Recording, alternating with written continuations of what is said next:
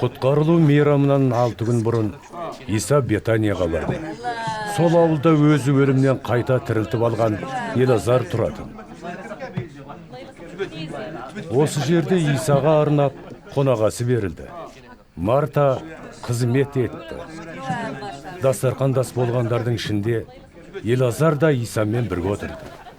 Ал Мәриям бір қадақтай таза, өте құнды иісмайға толы құтыны қолына алды. Осы иісмай нарт деген өсімдіктен жасалған болатын. Мәриям оны Исаның аяқтарына құйып, оларды шашымен құрғатты. Үй ішінде майдың жұпар иісі аңқып кетті. Исаның шәкірттерінің бірі кейінірек оған опасыздық жасаған Яхуда Искариот: неліктен осы исмайды сатып, түскен ақшаны мүсәпірлерге үлестіріп бермеген? Оның бағасы 1 жылдық жалақыға тең емес пе? деп наразылық білдірді.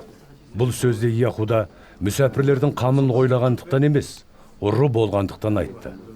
Ортақ қаржы салатын Әмиян өзінің қолында болып, Яхуда түскен ақшаға қол сұғып жүрді.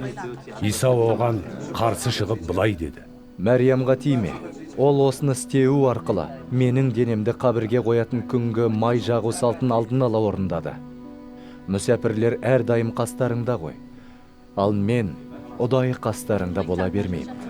Исаның Бетанияда екенін көптеген яхудилер біліп қойды. Олар Иса үшін ғана емес, ол тірілтіп алған Елазарды көру үшін де бұл жерге келді. Сондықтан басты діни қызметкерлер оны да өлтіру туралы ақылдасты. Өткені Елазардың басынан өткен кереметке бола, яхудилердің көбі олардан бас тартып, Исаға сенім артты. Келесі күні мейрамға жиналған халықтың үлкен тобы Исаның Иерусалимге келетінін естіп, қолдарына пальма бұтақтарын ұстап, қала сыртына шықты. Оны: жаратқан ием мадақталсын! Жаратқанның атынан келе жатқан Исраилдің патшасы жарылқанған! деп айқай салып қарсы алды. Иса бір тайқар есекті тауып алдыртып, соған мінген еді. Зәкәрия пайғамбардың жазбасында бұл туралы мына тәрізді сөздер айтылған: Уа Сион халқы, қорықпа, қара, сенің патшаң саған келе жатыр. Ол тайқар есектің үстінде отыр. Шәкірттері бұны сол кезде түсінген жоқ. Дегенмен Иса қайта тіріліп, көкке көтеріліп, өзінің ұлылығына ие болғанда, олар бұл сөздердің Иса туралы алдын ала жазылғанын және халықтың оны осылай қарсы алғанын естеріне алды. Халық арасындағы көптеген адамдар Исаның Елазарды қабірден шақырып, өлімнен қайта тірілтіп алған кезінде онымен бірге болған еді. Енді олар сол туралы куәлік етіп айтып жатты. Осындай керемет жасағанын естіген жұрт сондықтан да Исаның алдынан шықты. Ал парызшылдар өзара: көріп тұрсыңдар ғой, бұлай алға баспайсыңдар. Жұрттың бәрі оның соңынан еріп кетті десті. Мейрам кезінде Құдайға ғибадат ету үшін Иерусалимге келгендердің ішінде бірнеше гректер де бар еді. Олар Галилея аймағындағы Бетсайдадан шыққан Филиппке жақындап келіп: мырза, Исамен кездескіміз келеді деген тілек білдірді. Филипп мұны Әндірге барып айтты. Содан екеуі бұл хабарды Исаға жеткізді. Иса оларға былай деп жауап берді: Көктен келген менің ұлылыққа жететін уақытым келді. Сендерге өте маңызды шындықты айтайын. Егер бидайдың дәні жерге егіліп, жойылмаса, онда ол жалғыз дән болып қалады. Ал егер ол жерге егіліп, көктеп, өзі жойылса, сонда ғана одан көп өнім өсіп шығады. Кім өз өмірін бәрінен артық көрсе, сол шынайы өмірден құр қалады. Ал осы күнәһар дүниеде өмірін Құдай үшін қиған әркім оны мәңгілік өмір үшін сақтайды. Кім маған қызмет еткісі келсе, сол маған ерсін. Мен қайда болсам, қызметшім де сонда болады. Ал маған қызмет етіп жүрген әркімді әкем құрметтейді. Қазір көңілім қатты толқу үстінде. Мен не айтайын? Әке, мені осы күннен құтқара көр дейін бе? Қайта, бұл күнге осыны бастан кешіру үшін жеттім ғой. Әке, өз атыңды ұлылыққа жеткізе көр. Сонда көктен Мен оны ұлылыққа жеткіздім. Және бұдан бұлай да жеткізе берем. деген үн естілді. Сол жерде тыңдап тұрған халықтың ішінен кейбіреулері Күн күркіреді.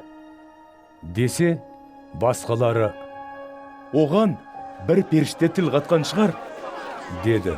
Иса оларға Көктегі үн мен үшін емес, сендер үшін естілді. деді.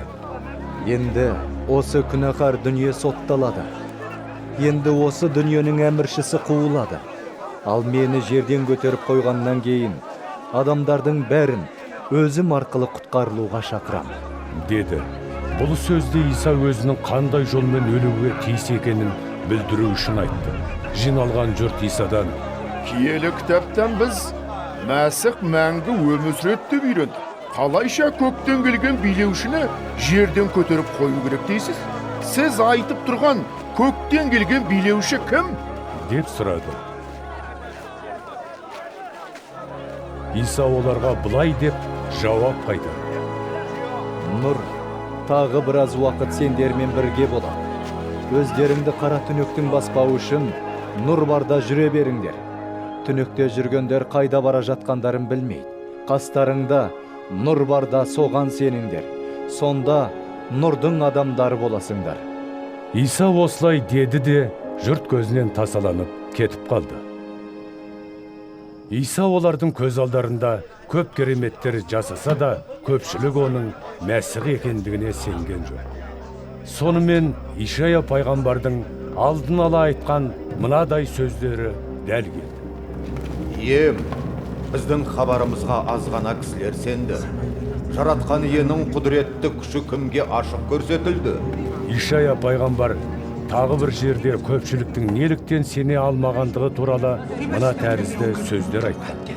Ол көздерін соқыр, жүректерін қасарысқан сезімсіз қылған. Сол себептен көздері көрмейді, жүректері түсінбейді, өздері теріс жолдарынан қайтпайды. Әйтпесе оларды рухани дертінен сауықтырар едім. Ишая пайғамбар иеміздің салтанатты ұлылығын көргендіктен ол туралы осылай деп алдын ала айтып кеткен еді. Ал Израильдің басшы адамдарының көбі Исаға сенді. Бірақ парызшылдар мәжілісханадан шығарып жібермесін деп оны ашық мойындаған жоқ.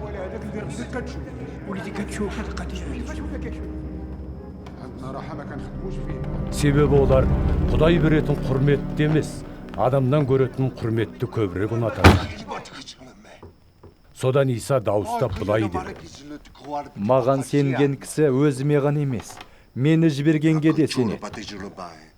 Әрі мені көрген кісі мені жібергенді де көреді. Мен дүниеге келген Құдайдың нұрымын. Маған сенімін артқан ешкім қара түнекте қалмайды. Кім хабарымды естіп, оны ұстанып сақтамаса, ондайды қазір соттап жатпаймын. Мен адамзатты соттау үшін емес, құтқару үшін дүниеге келдім. Бірақ мені елемей, хабарымды қабылдамағандардың соты дайын тұр. Мен білдірген хабар оларды қиямет күні айыптайтын болады.